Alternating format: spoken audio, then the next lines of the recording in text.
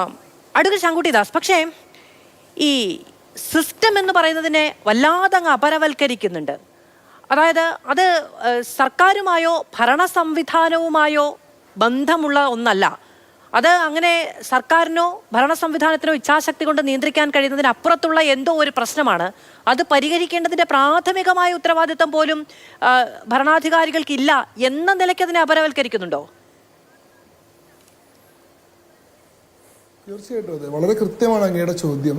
ഇവിടെ യഥാർത്ഥത്തിൽ CPM ഇപ്പോൾ ശ്രമിച്ചുകൊണ്ടിരിക്കുന്നത്, അല്ലെങ്കിൽ ഭരണത്തിലുള്ള സർക്കാർ ഇപ്പോൾ ശ്രമിച്ചുകൊണ്ടിരിക്കുന്നത്, സിസ്റ്റം എന്നത് തങ്ങൾക്ക് ഉപരിയായ, തങ്ങൾക്ക് അതീതമായ, തങ്ങൾക്ക് യാതൊരു ബന്ധവുമില്ലാത്ത മറ്റെന്തോ ആണ് എന്ന് സ്ഥാപിക്കാനാണ്. അങ്ങനെ ചെയ്യുമ്പോൾ അത് വളരെ സൗകര്യമുണ്ട്. കാരണം അവർക്ക് അവരുടെ ഹിസ്റ്ററിക്കൽ പൊസിഷനിലേക്ക് സിസ്റ്റത്തിനെതിരെ പൊരുതുക, വ്യവസ്ഥിതിക്കെതിരെ കലഹിക്കുക എന്ന് പറയുന്ന പ്രതിഷേധ ഗിയറിലേക്ക് മാറാൻ കഴിയും. പിന്നെ അവർക്ക് യാതൊരു ഉത്തരവാദിത്വം ഏൽക്കേണ്ട ആവശ്യമില്ല.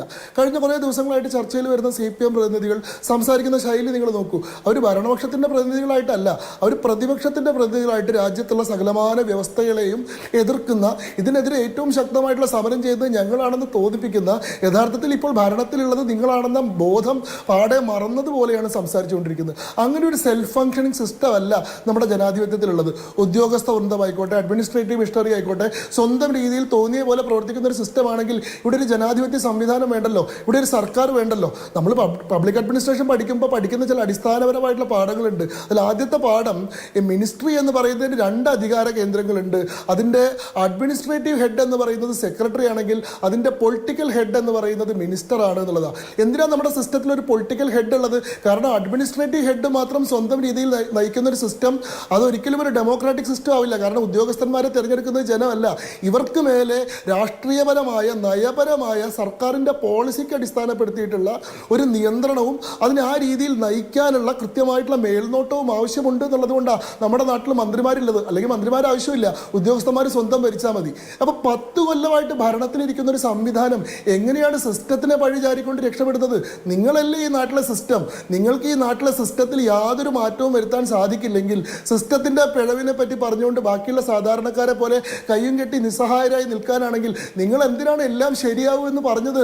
നാളെ വീണ്ടും എല്ലാം ശരിയാക്കാമെന്ന് പറഞ്ഞ് നിങ്ങൾ എന്തടിസ്ഥാനത്തിലാണ് തെരഞ്ഞെടുപ്പിനെ നേരിടുന്നത്?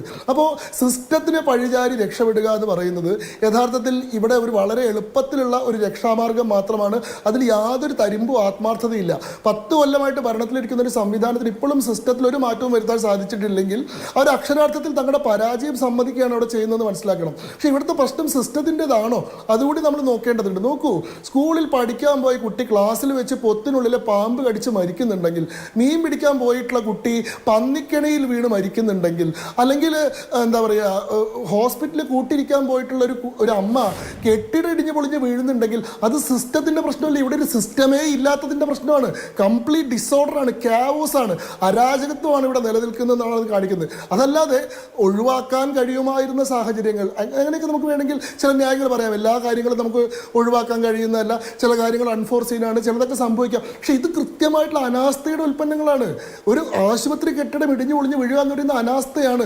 100 കണക്കിന് കുട്ടികൾ പഠിക്കുന്ന സ്കൂളിൽ 4.5 മീറ്റർ നീളത്തിൽ വൈദ്യുതി കമ്പി വലിക്കുന്നുണ്ട്. അവിടെ സ്കൂളിലെ ബൈക്ക് ഷെഡ് അല്ലെങ്കിൽ സൈക്കിൾ ഷെഡ് ഉണ്ടാക്കിയിട്ടുള്ള ആ തകര ഷീറ്റ് മേഞ്ഞിട്ടുള്ള കെട്ടിടത്തിൻ്റെ 88 സെൻറ്റിമീറ്റർ ഉയരത്തിലൂടെയാണ് ആ ഇലക്ട്രിസിറ്റി ലൈൻ കടന്നു പോകുന്നതെന്ന് പറയുമ്പോൾ അത് സമ്പൂർണ്ണമായിട്ടുള്ള അനാസ്ഥയാണ്. ഇവിടെ ഒരാൾക്കും ഉത്തരവാദിത്തമില്ലാതെ എങ്ങനെയാണ് അങ്ങനെ ഒരു കുറ്റകൃത്യത്തിൽ നിന്ന് മാറി നിൽക്കാൻ സാധിക്കുക? 1 മീറ്ററെങ്കിലും ദൂരം ഉണ്ടായിരുന്നെങ്കിൽ നമുക്ക് മനസ്സിലാക്കായിരുന്നു. 88 സെൻറ്റിമീറ്ററാണ്. അവിടെ നിന്ന് തന്നെ തകര ഷീറ്റിലേക്ക് വൈദ്യുതി പാസ് ചെയ്യുമ്പോൾ കറണ്ട് പാസ് ചെയ്യാനുള്ള സാധ്യതയുണ്ട് എന്നുള്ളത് നമ്മൾ മനസ്സിലാക്കണം. അപ്പോൾ ഇവിടെ പ്രാഥമികമായിട്ട് സർക്കാരിന് കീഴിലുള്ള സംവിധാനങ്ങൾക്ക് ഉത്തരവാദിത്തമുണ്ട്. സർക്കാരിന് മാത്രമല്ല, പഞ്ചായത്തിനോട് കൃത്യമായിട്ടുള്ള ഉത്തരവാദിത്തമുണ്ട്.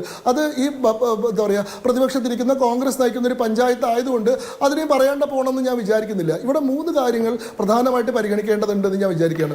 ഒന്ന്, വൈദ്യുതി വകുപ്പിൻ്റെ ഭാഗത്ത്, വിദ്യാഭ്യാസ വകുപ്പിൻ്റെ ഭാഗത്ത് നിന്നുണ്ടായിട്ടുള്ള ഗുരുതരമായിട്ടുള്ള അനാസ്ഥ. അത് ശ്രദ്ധിക്കേണ്ടത് തന്നെയാണ്. ഇത്രയേറെ കുട്ടികൾ പഠിക്കുന്ന ഒരു സ്കൂളിൽ ഈ വൈദ്യുതി ലൈൻ അവിടെ മുന്നേ സ്ഥാപിച്ചിട്ടുള്ളതാണ്, 40 കൊല്ലം മുൻപ് സ്ഥാപിച്ചിട്ടുള്ളതാണ്. അവിടെയാണ് 8 കൊല്ലം മുൻപേ ഈ പറയുന്ന സൈക്കിൾ ഷെഡ് ഈ രീതിയിൽ നിർമ്മിക്കുന്നത്. ഇതുമായി ബന്ധപ്പെട്ട് എയു എന്തുകൊണ്ട് പരിശോധന നടത്തിയില്ല? ഇതുമായി ബന്ധപ്പെട്ട് മാനേജ്മെന്റ് എന്തുകൊണ്ട് ഇത്തരത്തിലുള്ള ഒരു അതിസാഹസത്തിന് മുതിർന്നു? ഇവിടെ കുട്ടികൾ ഇത്തരത്തിൽ അപകടത്തിൽപ്പെടാനുള്ള ഒരു സാധ്യതയുണ്ടെന്ന് അവരെന്തുകൊണ്ട് മുൻകൂട്ടി മനസ്സിലാക്കിയില്ല? അത് പ്രതിരോധിക്കാനുള്ള സംവിധാനങ്ങൾ ഉണ്ടാക്കിയില്ല എന്നുള്ളത് ആലോചിക്കേണ്ടതാണ്. ആ സ്കൂളിന്റെ പ്രധാനാധ്യാപികയെ സസ്പെൻഡ് ചെയ്തുകൊണ്ട് മാത്രം പരിഹരിക്കാവുന്ന ഒരു പ്രശ്നമല്ല അത്. മാനേജ്മെന്റിന് CPM-ന്റെ നേതൃത്വത്തിലുള്ള ഒരു മാനേജ്മെന്റ് ആയതുകൊണ്ട് മാനേജ്മെന്റ് ഈ കാര്യത്തിൽ അങ്ങനെ സ്കോട്ട് ഫ്രീ ആയി പോകുന്നതിന് ന്യായം മനസ്സിലാവുന്നില്ല. എയു പോലെ അത് പരിശോധിക്കാൻ ഉത്തരവാദിത്തം ഉണ്ടായിരുന്ന സംവിധാനങ്ങൾ അത് ഒരു മിനിറ്റ് കൂടി ഞാൻ മുഴുവനൊന്ന് പറഞ്ഞ് അവസാനിപ്പിക്കുന്നവരെ കാത്തുന്നൂടെ. വൈദ്യുതി വകുപ്പിൻ്റെ ഭാഗത്ത് നിന്ന് അതിൽ ഗുരുതരമായിട്ടുള്ള പെശക് ഉണ്ടായിട്ടുണ്ട്. അത് 2 ആഴ്ച മുമ്പ് അവിടെ അതിൻ്റെ പേരിൽ ജൂനിയർ അസിസ്റ്റന്റ് എഞ്ചിനീയർ അവിടെ പരിശോധിച്ചിട്ട് ഇവിടെ അപകടത്തിന് സാധ്യതയുണ്ടെന്ന് പറഞ്ഞതായിരുന്നു. അത് പറഞ്ഞതിന് ശേഷവും അത് നീക്കം ചെയ്യാനുള്ള ശ്രമങ്ങൾ നടത്തിയിട്ടില്ല.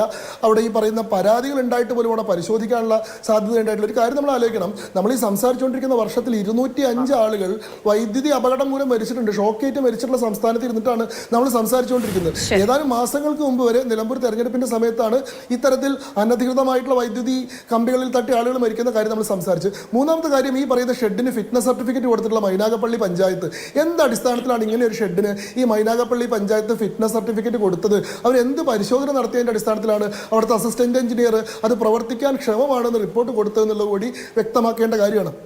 അതേപോലെ ഗൗരവമാണ് ഈ സംഭവത്തോട് പിന്നീട് ഉണ്ടായിട്ടുള്ള മന്ത്രിമാരുടെ പ്രതികരണങ്ങൾ. അടുത്ത കൂടത്തിൽ അങ്ങേക്ക് വിമർശനം ഉന്നയിക്കണമെന്ന് ഞാൻ അപേക്ഷിക്കുകയാണ്. ആദ്യഘട്ടമായതുകൊണ്ട് എല്ലാവരും പറഞ്ഞു തരട്ടെ എന്നാണ് വിചാരിച്ചത്. കുറച്ച് ദീർഘമായതുകൊണ്ട് ഞാൻ ഇടപെടുകയാണ്. അടുത്ത ശങ്കുട്ടി ദാസ്, ഞാൻ വരാം അങ്ങയിലേക്ക്.